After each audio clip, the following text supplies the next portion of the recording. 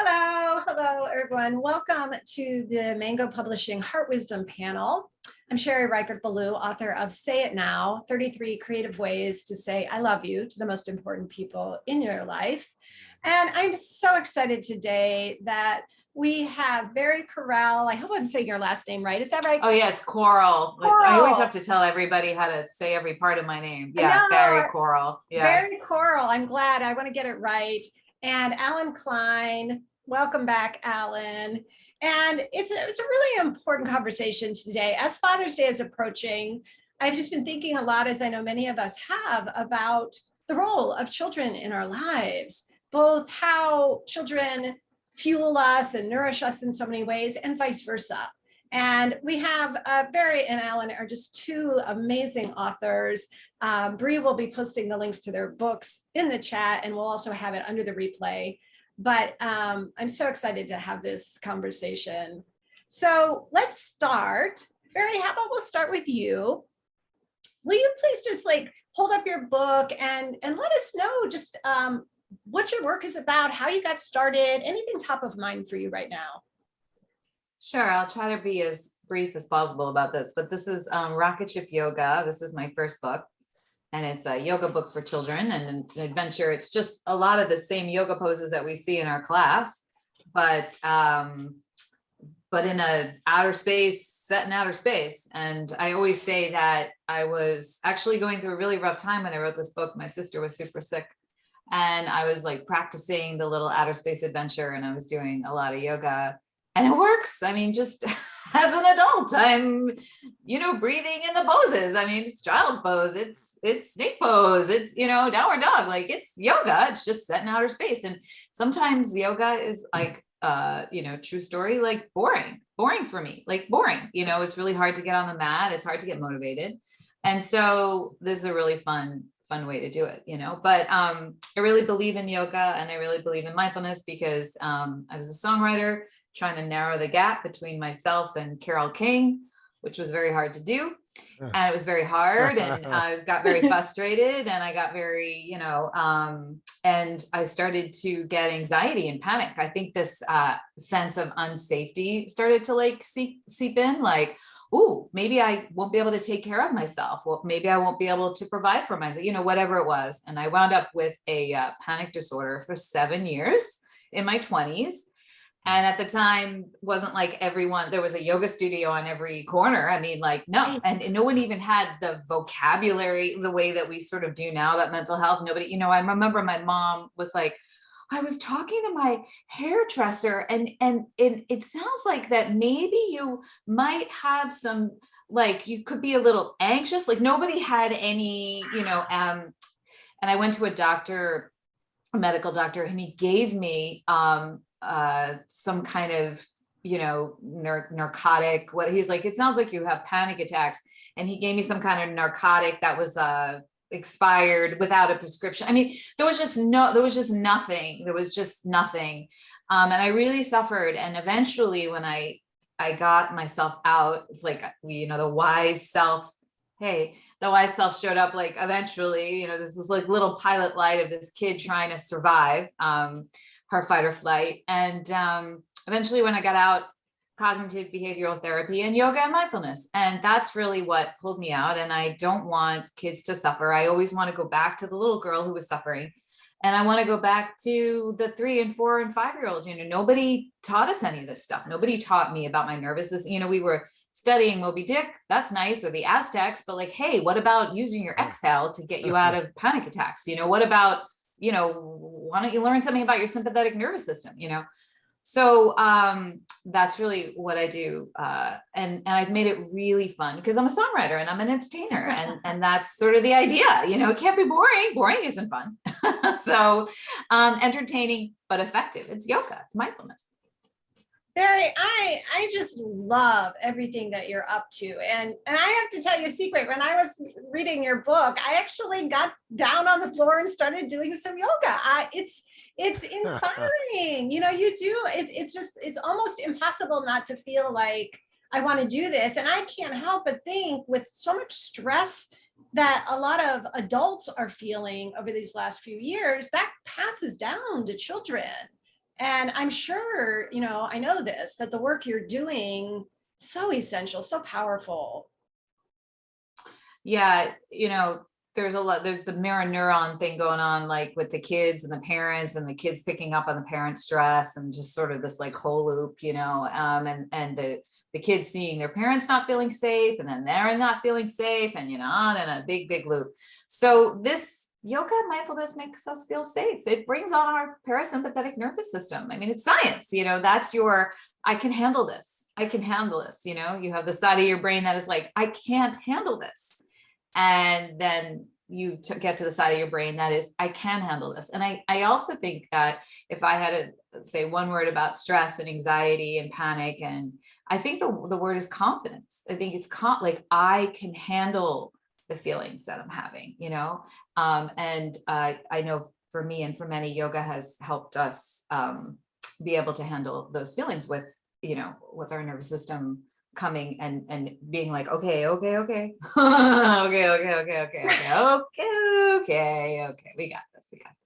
Right. And that's like, to me, the other powerful aspect of your book, right, is when I see those pictures of those little rocket ship astronaut yogis, there's a certain strength, right, that comes from that. And I love that part of it,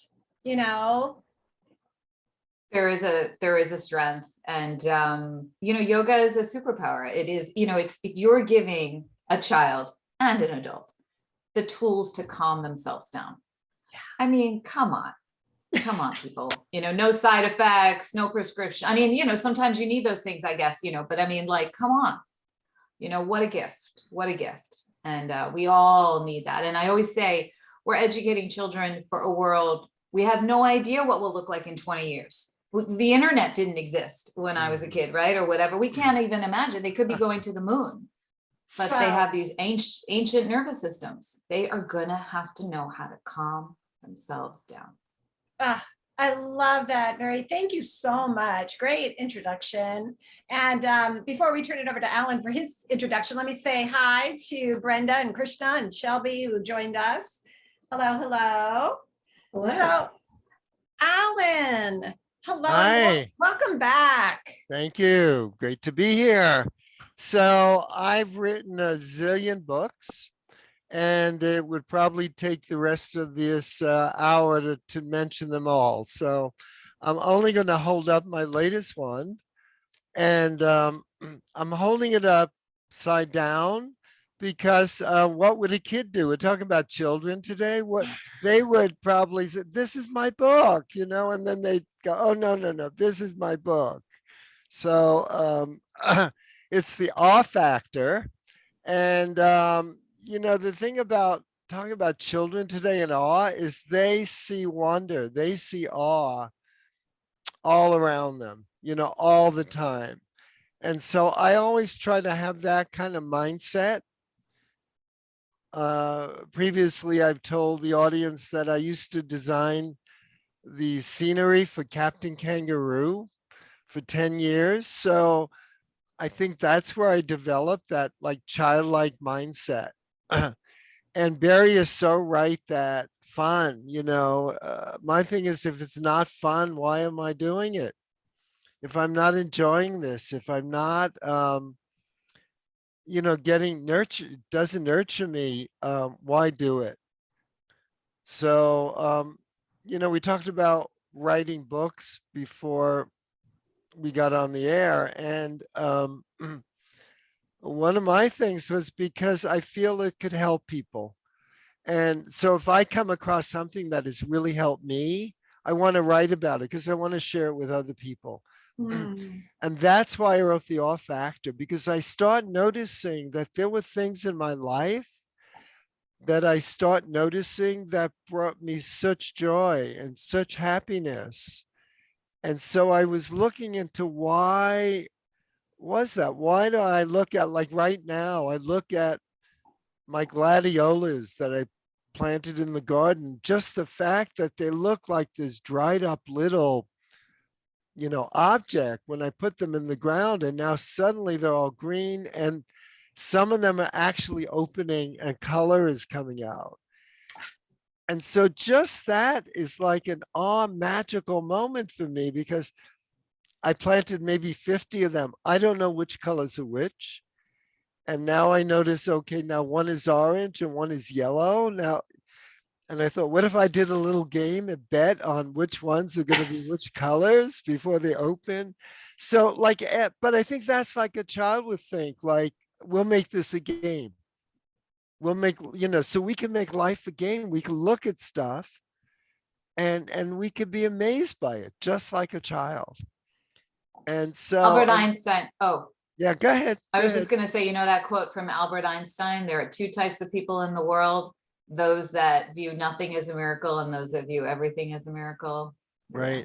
Yeah, I have that in my book. And in fact, when I do virtual workshops, I close with that quote because it's so true. It's like, how do you see the world? And now it's all a choice. No matter what's happening, you can see the world as a miracle or not a miracle. I'm particularly happy right this moment because several hours ago, I tested negative for COVID, and I have had COVID for the last 13 days. Whoa. So it's a special moment for me. And just to see that miracle that we've come up with, I was double vaccinated, I might have been much sicker had I not had that, two vaccinations. You know, I have these tests that I could see when I'm maybe spreading the disease and when I should quarantine and not spread the disease. I mean, all of that, Yeah. is that not a miracle? It's a total Because that miracle. happened so fast that we were So able to do fast. that. And Alan, yeah, oh, sorry. no. I'm delighted. No, I'm just so delighted by what you're saying. And it's exactly sort of what I was hoping, for those of you who weren't here when we first started, we were saying, Father's Day is coming. And so of course we're celebrating fathers, but also I just feel like we really need to celebrate children right now. And they've gone through so much, as Bari was saying too, about, the mirror neurons and, parents being so stressed. And I love that idea of the way that children see the miracle, they see the magic. And I was thinking one of the things that, and Shelby knows this because I asked her if she'd be willing to jump in, which I'll have you do in just a sec, but I was thinking, yeah, it would be really fun to focus, just a few minutes on how children help us do that and how they, like I was thinking of a story when my own son was little, and we live in San Francisco. And at the time we were living in the Mission, which I love the Mission, but it's also kind of dirty, right? So it's like I'd be wheeling him around in the stroller. And there was a time that I'll never forget where he was just like, he was so like awestruck. And he said, Mommy, polka dots everywhere, polka dots. And of course it was gum, it was smashed gum everywhere. I just love, right? It's that transformation of what are we seeing? And Shelby, I know I invited you if you wanted to say, because I know you're constantly enchanted by the magic of a child in your life.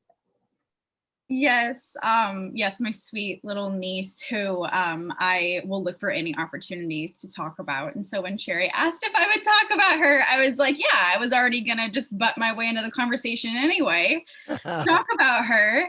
If someone gives me the opportunity to talk about Baker, I'm just gonna step in and do it. But yeah, so my niece, so she's almost 2. So she was born in 2020. She is a little pandemic baby. She knows nothing different than she knows really nothing at all because she's only 2, but she knows nothing other than this very isolated life. But she doesn't know any different. And you would never know that, her world has been quite small her whole life because she is just so silly and so weird in just like the funniest little ways.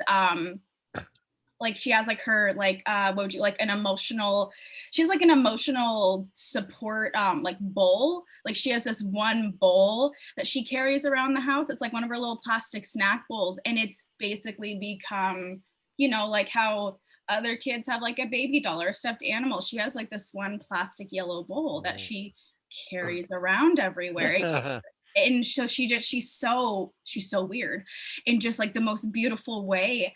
And she's fascinated by everything. Like she literally finds awe in everything. And one of, selfishly, one of my favorite things is that she, if I have seen her 4 times in a week, or if I haven't seen her in 4 weeks, like her reaction is the exact same. Like I could literally come to her house 4 days in a row, and every time I walk in the door, she's like, and like she gets so excited. She does her little like handshakes when she gets very excited, because I think her body literally cannot contain her excitement. And of course, I still get excited to see her too. But you would think that it's been 4 weeks, because then sadly I'll go like a month without seeing her, and then I'll come back and her reaction is the exact same, and it's adorable. But of course, when it's like, girl, I just saw you yesterday, but it's just, she just gets so excited by everything. And so I mean, she's no doubt been the best thing to happen to my family in the last 2 years, because she just finds, like I said, she finds joy in everything, because she doesn't know any other way. If she was 5 years old and she was born pre-pandemic, she would have been this exact same way. She would have found joy in, seeing her aunt that she has seen 3 days in a row, or she'd find joy in getting to carry around her little yellow bowl. And so it makes it more special to the family now, because sometimes it's a little hard to find joy. And especially then there's a level of having sweet little innocent baby during this really scary time when she can't even get vaccinated yet, because she's still too young. She's not even 2 yet. I think they're just starting to, I think that might be soon. Hopefully she'll get her first dose. But it's interesting that while we have this little precious being in our family who kind of gives us a little bit of the most fear, because we're just so worried for her well-being, she gives us the most joy, no question. And so I just, any time that I'm feeling negative about life or frustrated or anything, I either try to hopefully go see her, at least just think about her and watch videos of just her, like the little face, how her little face lights up when the Bluey theme song comes on for the 20th time that day, and it's like the first time she's hearing it. So I have learned from her more than anyone truly what awe means and what joy means. Right. Wow. Shelby, I think maybe carrying around that little bowl is an indication she might be a restaurant owner when she grows up. I could see it. I could see it. She'd love to boss people around. She'd love to be a restaurant owner. I was just struck by that, by just how even at such an early age, a child knows this makes me feel safe.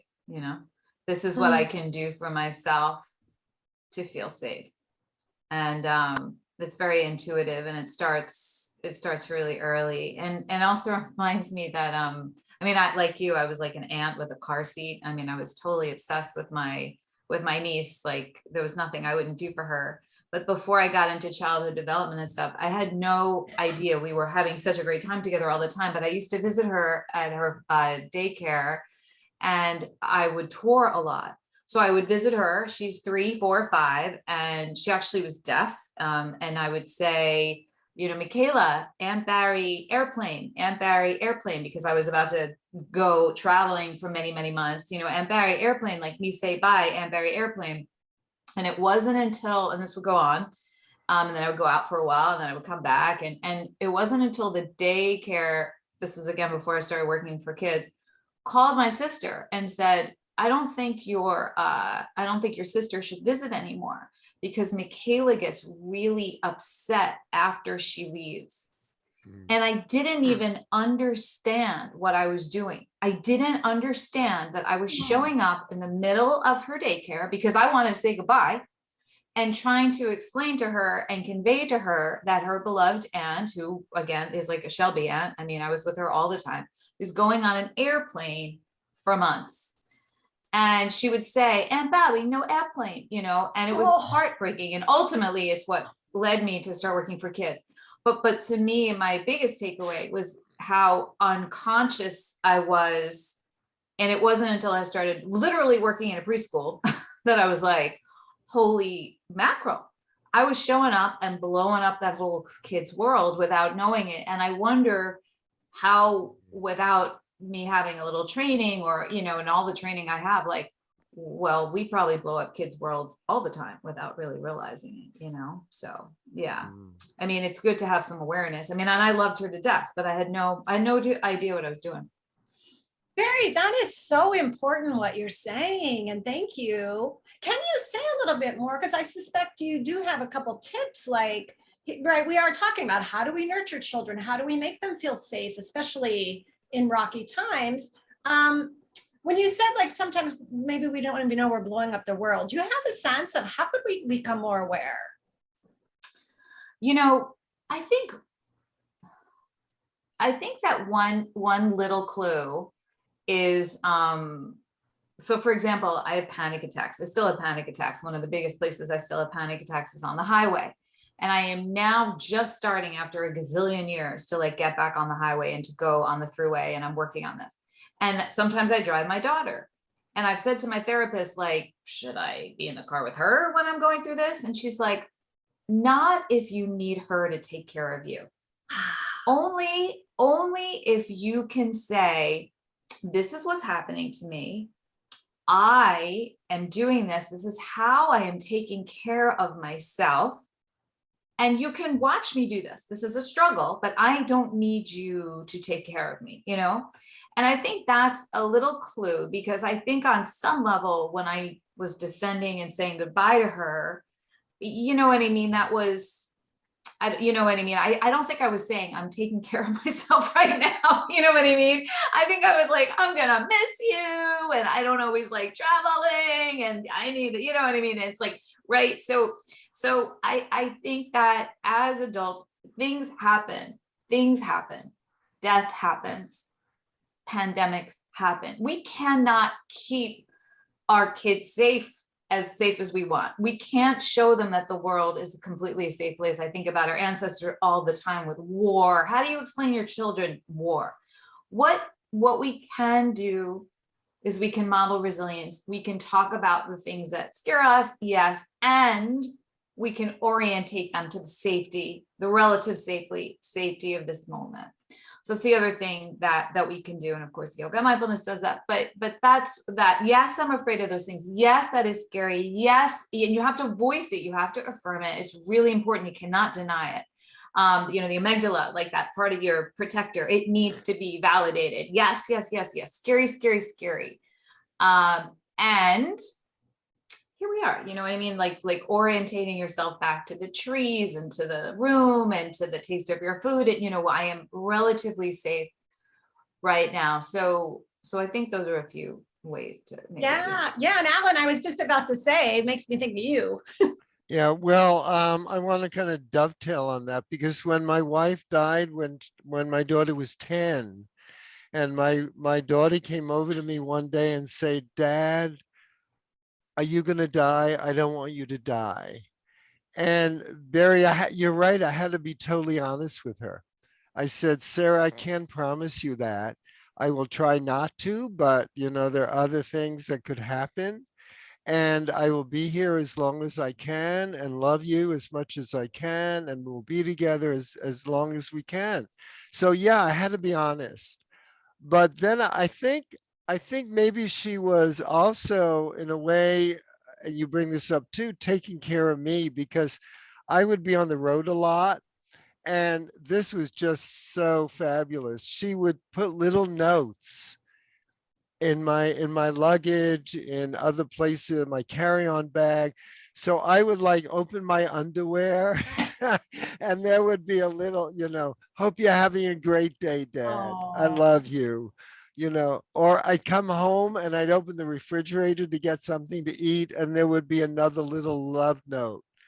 And that was just such a, you know, like her taking care of me, I guess, which I think well, helped. not you were taking care of you. I think she was just loving you and expressing her love to you. You know what I mean? Yeah. You weren't saying, I can't handle No, no, no. Yeah, right. So she was taken care of because she loves you, you know what I mean? Yeah. But not, yeah, yeah. And she's still, I mean, she's over 50 now. And she still send not so much love notes in my underwear. But she's an artist. So I just want to show you one or two things maybe. She sent during COVID last year, she gave me this little book that she made. It says Sweet Time. And every time you open to each month, it has a little something in it. So I I hadn't opened it this month, so I just opened it before we got talking, and it says June, the pretty little hand cut out picture, dress up like Elton John month. Something totally silly, off the wall. But I opened that up and I just smiled. So she brings such joy to me all the time. Like she called me up the other day. Well, actually, we talk every day at 5 o'clock. Well, I could talk about that later, but and she said, Dad, I'm going out of town. Let's do an early Father's day. And so we've arranged to go on the Ferris wheel in Oh, Golden Gate Park. And then she said, Dad, you like merry-go-round? So then we'll go on the merry-go-round. And then we're going to eat at a Russian restaurant. And I thought, what a great fun day. So there's just, I think kids can take care of us. We can take care of them. And I think, one of the things that I realized with Sarah is because we do this 5 o'clock call every day that we've been doing since the beginning of COVID. And the other day, we were talking just about the call itself and how I treasured it. And she said, the reason it really works, Dad, is because we've set aside time to be with each other. And so I realized how important it is. I know a lot of parents are stuck at home with the kids, not going to school, but to set aside time with your kids when you can. So that's so important. And I realize that spreads to other people. Set aside time with my husband, with my friends, just set aside time for myself to nurture myself. So again, that was such an important lesson about putting time aside to do the things you want to do, not put those off. And it was just such an incredible, couple of word lesson, but so powerful coming from my daughter. and Alan, I think every time you've been on here, you've talked about those calls and always with such love and reverence and connection with your daughter. And I love that you just underscored that. And I want to say, because I know what happens a lot, well, I'm spending all day with my kids, but it's not the same as what you're talking about. And I just wanted to like what I think is clarifying, which is intentional time. You're not looking at your phones. You're not on a screen, and I know this because I know you, that it's like, it's present, intentional time. And that I just love that you share that. Yeah, and the older I get, I think the more important that time is for me, because I know I have less time than I've had before now. And so I don't know how much time.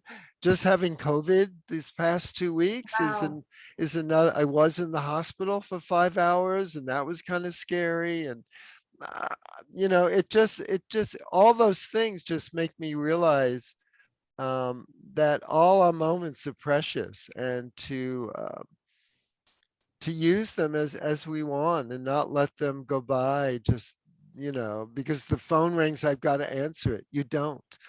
So things like that. Yeah.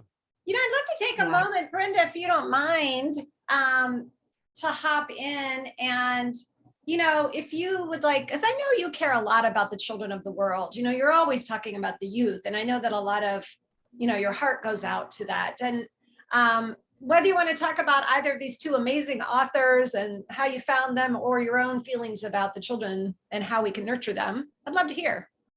Oh, but you're muted. On. Okay, I'll start with the fabulous authors. I mean, it was a meet cute right out of movies, I think, with myself and Allen Klein, because I went to this is way pre-COVID, like 15 years ago or so. And I went to a publishing industry event talk, like sort of mixer. And I had a colleague with me, and I was chatting with somebody I knew that was at another publisher. And I was saying like what kind of books I wanted to publish. I think like gift books, inspiration, books that would uplift people. And I guess Allen Klein just happened to be behind me and hearing this conversation. And then he was like, hello, that's exactly what I do. And so it was like a publishing meet cute, like right out of like a comedy movie. And so he was exactly correct. And it was exciting for me to work with him because he'd been published by Random House and sold like hundreds of thousands of copies of books and is a legend, especially in like the healing with humor, healing through laughter. So I would say keep giggling, Allen, and you will heal yourself of COVID every time. I will.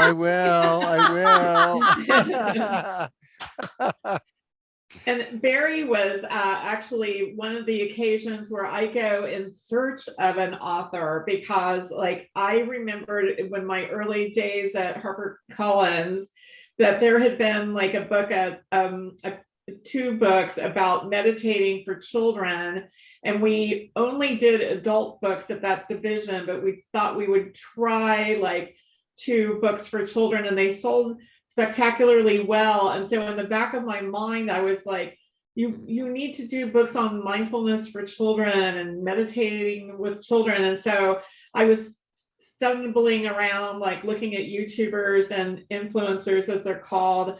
And I saw Bari and her channel and what she was doing, and I was blown away. And I continue to be blown away, because what Bari is doing is a lot of fun, but like behind the fun is like a very serious like help for children. And that's what I want to do as a publisher, is like publish books that help people. And I feel like if you're helping children, you're helping the future, everybody's future. And so I'm in awe of both of the authors and what they do. And I do think about, children. I'm not a mom, I'm an aunt. And then also I might be a stepmom, like within like a couple of years. And so, and the two, is a young, I guess a 21-year-old man, and then a 17-year-old girl who's graduating high school this week. And they lost their mom. And so I know what it's like to like lose like your partner, and that I've never lost my mom. Like she's still kicking, knock wood. And so they're like, we're feeling our way around, but like I had like, not that long ago, I said to them, I will never replace your mom. Like your mom is very, very special. Your dad and I talk about her a lot. She has like a special like place in our hearts and minds. And I know that like, I'm not your mom, but like she, and I will never replace her. But like, I hope we can forge our own special, deep relationship. And like, it meant, and then I told a funny story about like driving down the street, and I saw like an eccentric car, and I said, like, oh, that's like your mom's car. And like that really meant to her that like I never knew her mom, but I think about her mom, and I'm willing to talk about her mom with her. So it's interesting to like navigate this whole new world for me. But I just have to say I'm really lucky, because like I read, my author's books, and I gobble up all the wisdom, and I use it. I apply it in my life. I do. And like I have to say that like I feel very, very blessed, because like, I'll be in a situation where I have no idea what to do, and then I'll think like, okay, that book by Allen Klein, like on that about like moving on from grief, let's try that. And like I just feel super blessed, and I am grateful. So thank you both. Thank you. We are blessed, Brenda, with you. Thank you. You're welcome. Well, and that's a good transition because speaking of books, I know, Alan, you brought something to read to us. And I know that Bari was also going to share because her book is so uplifting as well. Right. So I'm going to read two sections because they go together, I think. And years ago, I was watching KQED, and there was this woman, older woman, taking children around, showing them, I think it was on Mount Tam, showing them things in the field. What was so unusual about the outings was the way she delighted in a childlike sense of discovery. She would frequently stop to point out what she called something special to the kids. A ladybug, look, something special. An orange poppy, look, something special. The dew on a blade of grass, look, something special. Even a plain gray rock or an ordinary weed was special. Of course, the roles could have been reversed, and the kids could have easily shown the elderly lady all the things around them that were indeed special, because they often see the world with fresh eyes. But the TV show, which was about people who volunteered, was really for adults who often miss the specialness of seemingly ordinary things. Young kids, on the other hand, often see the wonder in things that grown-ups take for granted. So people have asked me, well, how do I get more awe in my life? How do I grow down like a kid? And so I'm going to read from the next section, which my answer is, one of my answers, how to find more and wonder in your life, is to be curious.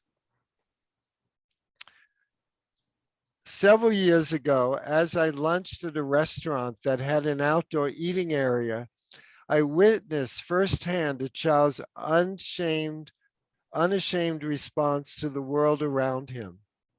It was perfect because I had Josh, my golden retriever, with me.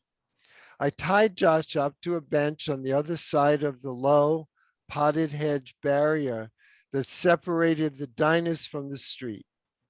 Josh was content because he could see me, and I could eat my lunch in peace because I could see him. As I was eating, a mother strolled by with her 2-year-old son. The child was delighted to be able to play with the dog. Josh loved the attention, and I, along with the child's mother, delighted in the scene. There were several wonderful moments, but the most magical was watching the child's fascination with Josh's elusive plume-like tail. The young boy would try to grab the wagging tail. Of course, that was impossible, but it didn't matter. It made it more fun for the youngster. Moreover, the movement of the tail created a breeze that delighted the child as much as his trying to catch it. At one point, in fact, the child moved his face as close as possible to the tail to get both the breeze and the tickling sensation as well. After about 5 minutes of this, something else caught the boy's attention and he moved on. But the experience left me in awe to see a child's sense of wonder and curiosity as he found magic in such a simple thing as a dog's tail. And so just one more little thing. I have a section in each part about how to open the door to get more awe in your life. So here's 3 points I have for adults connected to children. When you're around children, what wonderment rubs off on you? So I ask people to think about that. How does seeing the world through the eyes of a child change what you see? And the last question, recall 1 or 2 awe experiences you may have had as a child. Can you share them with your children or your grandchildren? That's it, folks. Alan, I don't know about anybody else, but I bet I could speak for everyone in saying, like, I could feel that breeze of it, right? The tail, Like you yeah. brought that wonder into my body, you know, like I could feel it. And I know this is one of your huge strengths, right? You bring us into the moment. And thank Hopefully. you. Yeah, thank you. Thanks. Thank you. Bari, can we see and hear a little from your book? Sure. So now we enter into the magic of outer space, and we do yoga in outer space. And again, we're doing all the benefits of yoga, but we get to be a pilot. I'm not going to read the instructions on how to do the yoga. I'm just going to read the story. I wanted to be a pilot ever since I was a child. So we get to be in delightful child's pose. I would gaze at the stars looking for Mars.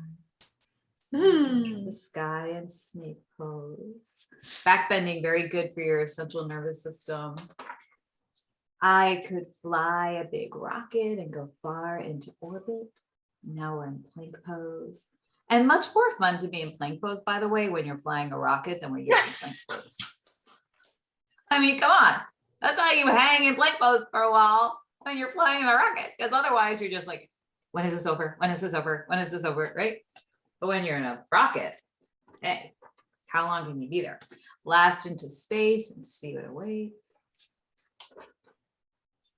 I land with a boom and walk on the moon. So I'm in downward dog and we do a few walks here, you know, really strength building. I jump through the air to feel gravity there. So ever do handstand prep in class? Torture, but not when you're jumping through the moon. No. Building your belly strength and your hands, you know, and your core, and your arm strength. And, you know, it is yoga that prepares us to relax. That's the magic. As my feet touch the ground, I explore what's around. I reach up to the sky where it's dark, no light. I touch one side of the moon and the other side too. You can take a few nice breaths here. We're heading home. I've come all this way on my own. I'm not heading home. So I'm ready to launch and I prepare to blast off. So I'm in frog pose. And you know, you could take your time here, holding the pose, doing a few breaths, or your younger children will want to move a little bit faster. So 5, 4, 3, 2, 1, blast off. I fly out to outer space, further and further away. Now I touch all the stars. I'm the first to touch Mars. And now that we've done our yoga, our forward bending, our back bending, our core work, then we're prepared to relax. And then the body settles down. And from outer space, we just listen. We just listen to the sounds around us for a minute. We play the listening game in outer space. And what happens when you just listen to the sounds around you? You know, you are present. You are out of your head. You're in time. And that's the idea, you know, to stop time traveling and to be present. And so we're teaching that to our children, but and you can do something like that on its own anytime, but the yoga it's like sand through the hourglass. You know, I see it all the time. I see it with the teachers that I work with. You know, we might start with a mindfulness activity like the listening game in outer space, and you know, they'll try and they'll tune in and they'll start to come down a little bit. But when you do some yoga first, and the yoga is preparing us to relax, just everything just. So it's a beautiful workout, and you can take your time. You know, if you did this with 5 breaths in each pose, this would take you about 10 minutes, 12 minutes, and that's a good yoga practice. You know, and that's the way that I teach about leveling up. The young kids will want to move faster, you know, and then just slowing it down. Let's take a couple of breaths in our child's pose. You know, let's see if we can hold plank pose for 3 breaths, you know, or for 20 seconds. And so that's how we can kind of slow it down. But yeah, the magic of yoga made fun and accessible for all. And Bari, I know you can't see, well, I guess you can't see your background, but it was like so magical that you have this beautiful background. And I was thinking, I told you when I was reading your book, I couldn't help but do yoga. And even for us adults, right? It's like even those of us who don't have children in our lives, to add that magical element, right? I mean, I do, the book starts out with rocket ship breath. It's hard to do time breathing, inhale for 4, hold for 4, exhale for 4, but you can breathe like a rocket ship. Inhale, breathe in. Your rocket's going up. Exhale, breathe out. Your rocket's going down. You're doing that 4 to 5 times. It's still pranayama. It's still breath work, but you're just doing it so I find myself doing that kind of stuff pretty often, so having those benefits, and they're there, like in my, when I'm on the parkway trying to drive with anxiety, I will think about rocket ship breath, which is a lot more fun than inhale for 4, exhale for 4, you know what I mean? It's like, well, you're a rocket, B, come down, lengthening your exhale, which is again, bringing on your parasympathetic nervous system. So Bari, will you take us through, I'm sorry to interrupt you, but will you take us through, let's say 2 rounds of that rocket ship breathing, like literally, so we can do it? Because I think we could use a little. Sure, yeah. I'll just say very quickly, the first thing to do in any anxious situation is to lengthen your exhale. And again, I wish someone had taught me this when I was a child, because your body is constantly reading your oxygen, your carbon dioxide levels. And if you ever notice where your body is when you're anxious, if you ever notice what your breath is doing, which is the first thing that I learned in my yoga teacher training, what is your breath doing when you're anxious? You will notice that it is shallow and it is not deep. So exhaling, inhaling mindfully, intentionally is the idea. So we can do that with rocket ship breath. So you can sit up nice and tall, and you can imagine that your head is the top of a rocket. And this is the first thing, this is the way we blast off on our journey. And as you inhale, you can imagine your rocket going up. And as you exhale, you can imagine your rocket coming back down.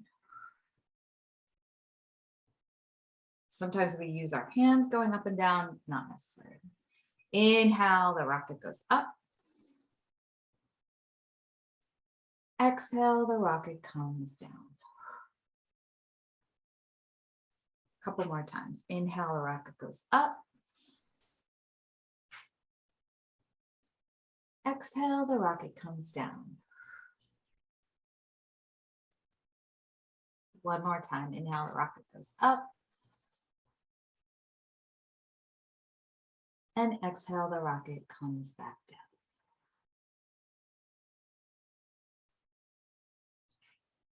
When you're ready, you can open your eyes and see how you feel. Does anybody want to say how you feel? Maybe this is a little punny, but spacey. Yeah. Well, 4 to 5 breaths usually is enough to bring on the relaxation response. And it takes practice too, right? Like just sort of inhaling, exhaling completely, inhaling again, Yeah, it's practice. I definitely felt that, Bari. Like I could tell, like I just needed some deep breaths, Yeah. Yeah. And I love that, I know we're going back and forth between talking about how we can support and nurture children and how they can nurture and support us, right? And this seems to me like something so beautiful that we could do together, right? Like it's so wonderful. I do breathe in front of my children. So Brenda, one day we'll talk, but I adopted 2 children out of trauma who lost their parents. And so we have those conversations all the time about mom and dad and what they're calling me. And it's all interesting. But when I always say an escalated adult never de-escalated a child. So, you walk into their room during COVID and they're supposed to be in science class and instead they're doing their thing, whatever. And your immediate thing is just like, oh my God, I'm going to like lose my marbles and oh gosh, they're going to, fail school, blah, blah, blah. I will breathe. I will literally breathe in front of them. And they're like, oh God, isn't there, but I will literally be like, doing? It's such a freak. What are you doing? What are you doing? Why are you doing that? I am breathing because I am bringing down my reaction so that I can calm down and I can deal with this in a quieter, creative way, which is, you're supposed to be in science class right now. What happened? And that 4 seconds is enough to go from what the hell, why the hell are you not in science class, to like, what happened? Why are you not in science class? So doing it together is one thing, but doing it in front of your child is another. And then teaching your child is another. So there's just all, sort of different ways into that thing. But I now, finally, I didn't have them when they were 3 and 4 and 5 and 6, which is really the ideal time to teach. But now I will see Tuli at 13 and a half be upset, and she'll be like, visibly at the table regularly. And she has autism. Wow. And she does it regularly. And it's interesting because I just realized next week we have Dr. John Duffy, whose book is Parenting in the, Brenda, help me, Parenting Teens. Parenting the New Teen in the Age of Anxiety. Thank you.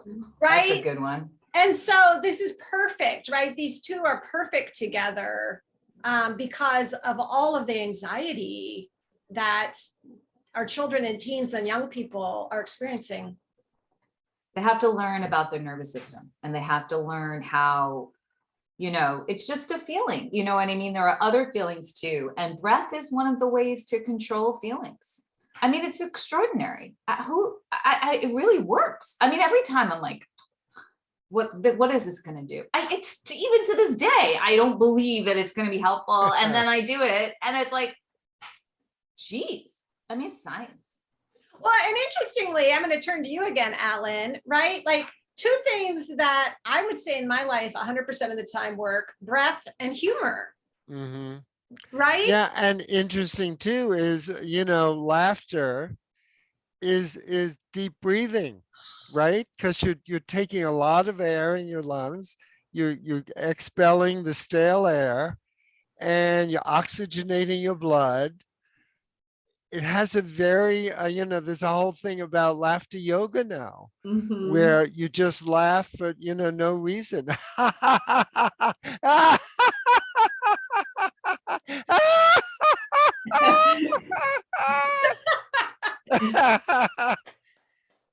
Like yoga breathing, you feel so much better after you've done that. And you don't need to know a joke or a funny story. So I think laughter and yoga, this is amazing that we're on the same program here, because we didn't think about this before, but it certainly does go together. And that's the magic of Mango Publishing, right, Brenda? Like, I mean, I love that. And we even talked about that before we turned on the record and went live, is that we don't ever really know where these conversations are going to go. And to me, that's what I love. Like, this is so valuable. I have a really stressed out 21-year-old right now. And it's like, oh yeah, breathing, laughter is one thing that I do typically try to bring, but it's like, I forget, breathing is a great practice together. We just follow the synchro destinies. We do. Surf the synchro destinies. There. Sounds better. Talking about destiny and magical things happening, like Brenda and I meeting and you finding Bari and all. I was reading my Yale magazine. I spent a year being a scenic designer, and I was reading it last night. And all of a sudden, there's this article about a student who during COVID developed these museum walks, going through a museum and showing the artwork in various museums for seniors. And she showed it to 600 seniors during the course of COVID. And this was the results, which I was shocked when I found this. It said participants reported feeling more positive afterwards and experienced increased sense of awe and satisfaction. Just looking at artwork can do Wow. that. And so here was another, I couldn't put in my book, it's too late, but another reason why we need to look to get more on our life, whether it's in nature or whether it's just looking at a painting. Ah, I love that, Alan. And I Yeah. I have to tell you what happened when you said that. I suddenly glanced at everyone's faces, right? And I saw each of you as art, right? And I thought, right? It, it's right there. Yeah, it's there People looking. are art, especially when you're in these little Zoom boxes. Yeah, look in someone's eyes, or look in a baby's face. I mean, that is the incredible 100% all right there. Yeah, it's all, what we said about Einstein, it's all a miracle. It's all magical. Everything is magical. But, like taking a breath, we got to stop and be conscious of it. And, because we're all breathing all the time, but we've got to stop for a moment and say, I'm going to take those 4 deep breaths, or, I'm going to take a longer out breath and an in breath, or whatever it is. But we need to stop and be conscious of the awe in our life, or how breath can help us, or the magic. The thing that yeah. I've also, that I just wanted to share is that it's spring here in Woodstock. And when I smell something now, I've made a commitment to stop and to spend more time in this. You know how you get a whiff and it's like, oh, that's so beautiful, and just keep going. And it's like stopping. Stop. And literally stop to smell the roses. Are you in Woodstock, New York? Yeah, Woodstock, New York. Yeah. I spent a couple of summers there. When I was the scenic designer for the Turnout Opera Company. And in fact, one of the summers was the Woodstock Festival. That's how it was long ago, but yeah. So we have a little connection here going. I do. Yeah. Beautiful. So Beautiful place. We just have 2 more minutes, and I wanted to just check in quickly with each of you to see, Bari and then Alan, like anything in the last minute that you think, oh, I'd really just love for people to take this away, if there's one thing they could take away today.